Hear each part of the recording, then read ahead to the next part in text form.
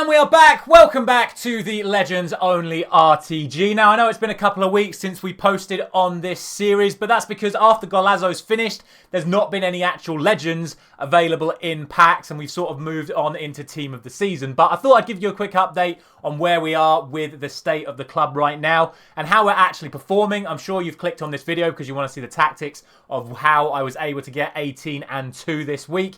And if you missed the rewards from that 18 and 2, here they are right now. Let's get these 2-player picks open. Come on, baby.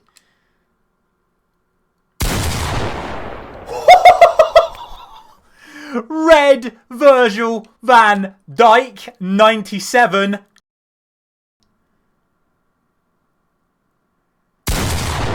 And 96 Rodri. Oh my God. I mean, I don't know how many millions of coins that is, but that has got to be humongous. Van Dijk and Rodri.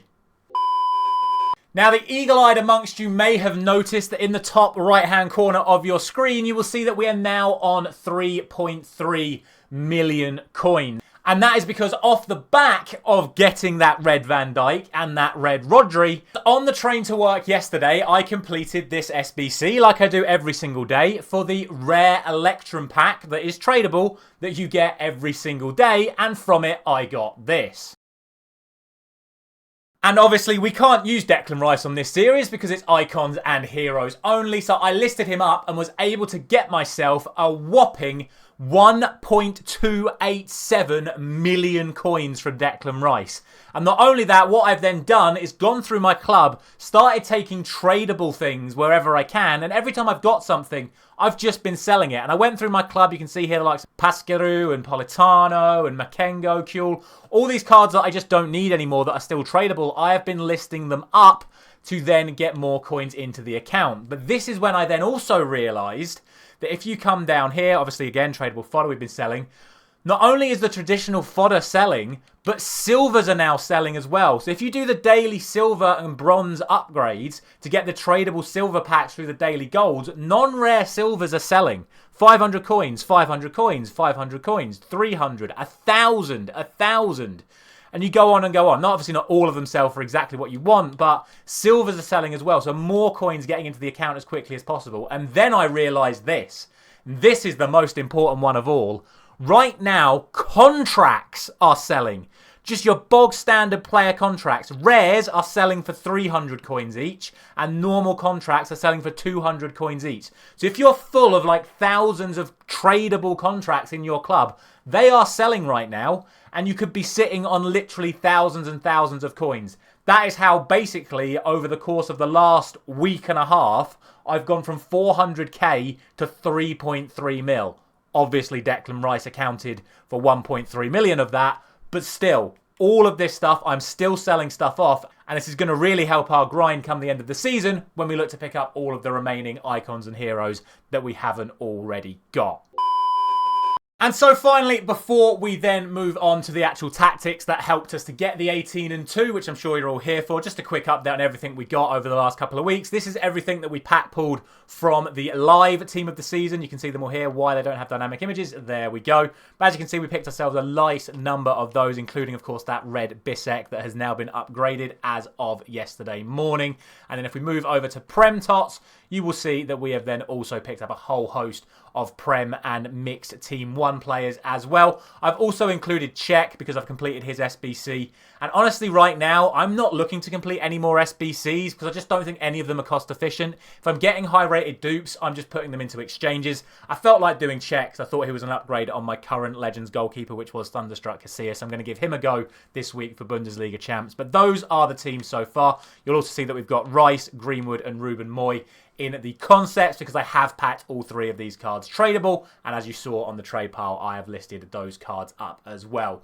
So that is where the account is in terms of coins, in terms of packs, in terms of how we're actually grinding. Let's now talk about how we actually managed to get that 18 and 2.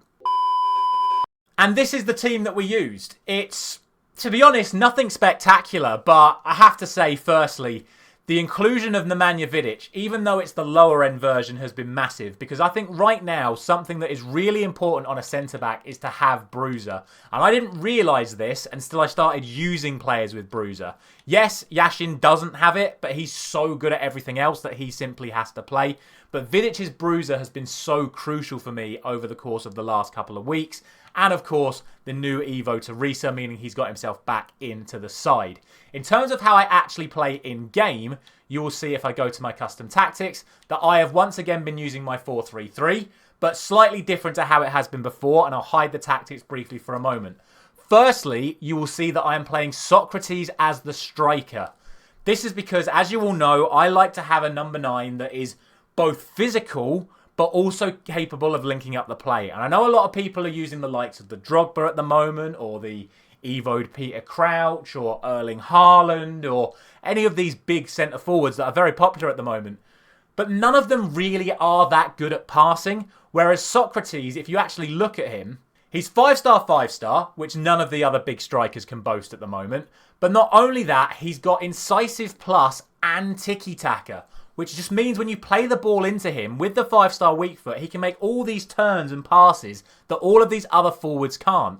And then he's obviously got all of these dribbling and shooting things in his favour as well. The press proven on someone that's 6'4" is insane. The trickster is so useful when you need it. He's got Trivela, even though he's got a 5-star weak foot. And the aerial comes in really handy as well, as I'm sure you're all aware with all big strikers. And of course, that technical plus that, again, none of the other big strikers have. And you'll see that he's got 104 goals and 104 assists in 153 games. It's not just about scoring goals with him, it's about feeding the players in and around him. And if you actually look at this front four, as you see, Socrates has 208 goal contributions in 153 games. Hadji has 150 goal contributions in 160 games. Pires has nearly 700 goal contributions in 700 games. And then Vialli, playing at right wing, by the way, has 73 goals and 30 assists in 73 games. This is all from using 4-3-3. I got 18 and 2 just using this 4-3-3 setup. And you will notice there are some slight differences. Firstly, we are now unbalanced rather than press after possession loss. This is just because I think the press right now is actually counterintuitive. I know a lot of people are spamming the high press at the moment, but I actually think it's a negative because it leaves you a little bit too exposed. The other thing I've changed is that the width is now set to 35. That is because I just feel like at the moment, AI defending is far too strong. And if you have your width set narrow, the AI just does all the intercepting for you. And that's not me being an advocate for AI defending. I think it's a negative. And obviously, I still defend manually. But if you know that your team is going to be compact, the other team's just not going to be able to break you down. They're going to be playing those driven passes like everyone likes to spam. But because we're on such a narrow width, they can't break us down. We're still on 71 depth. I still like to have the auto offside available to me, but because I'm on balance, like I said, we're not actually overcommitting. We are timing our chances of when we actually move to get the ball. That's been the biggest attribute in terms of defending. In terms of attacking, everything's exactly the same. We are literally still set at balanced, possession, width 60, players in the box to 6. Corners are now at 3, free kicks are now at 3. And then the formation, obviously, I say is exactly the same. And then player instructions are exactly the same as my original 4-3-3 video at the start of the year. The one thing I would say is it's just about being a little bit more patient on the ball. Don't rush your play. I think with the way people are playing at the moment, they're so AI reliant and so driven pass reliant that they're not actually used to people just playing a little bit safer. Don't commit yourself. Don't play risky passes. Feed the ball into your CDM. For me, that player is Marquez. It can obviously be anyone else. But as long as you've got a player in midfield that is looking to receive the ball and can play simple passes into the likes of Hadji, into the likes of Essien, everything's going to work out fine. And like I say, when you're defending, the important thing is just not to commit yourself. Let your opponent make the mistake. They want to play quick football. They want to rush. You just sit off them, wait for your moment to make the tackles, and you will get the ball back. For those of you who, of course, didn't see my original player instructions, this is what they are. Goalkeeper set to come for crosses and sweeper keeper. That is because we're set on that 71 depth. Even though we're not pressing, we've still got the auto offside. So Casillas is then able to sweep up when the ball goes in behind. Fullbacks are set to stay back and overlap. And obviously, if you're down in a game, if you need to come back, just do the little player instruction.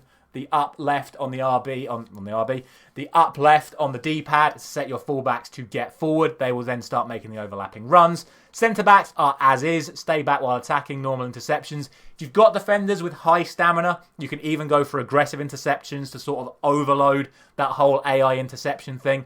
CDM sets a cut passing lane, stay back while attacking and cover centre. Nothing more to say about that. They literally just sit in the middle of the pitch, sweep up anything coming forward, and then make themselves available for the passes when we get the ball back.